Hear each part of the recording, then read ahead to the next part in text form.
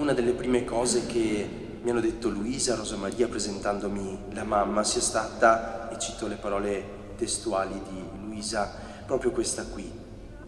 Mi hanno detto: ciò che mi dà forza è pensare che lei ora torna ad abbracciare la sua amata Iole.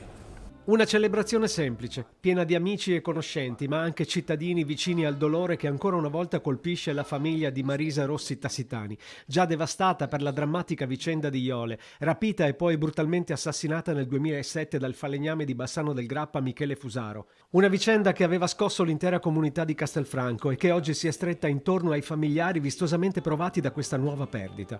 Marisa, una donna forte fino all'ultimo respiro, una donna coraggiosa, un vero pilastro per il marito Luigi, sia nel lavoro che nella vita, per tutta la famiglia, anche nei momenti più bui, nei momenti più duri, in questi ultimi 15 anni.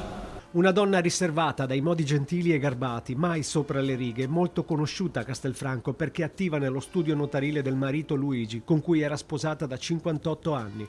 Nell'ultimo periodo era stata più volte ricoverata all'ospedale di Castelfranco ed era stata dimessa da poco. È spirata a 79 anni, immersa nell'abbraccio affettuoso dei suoi cari, che l'hanno accompagnata tutti insieme nel suo ultimo viaggio, stretti nel commovente abbraccio di una intera città che non li ha mai lasciati.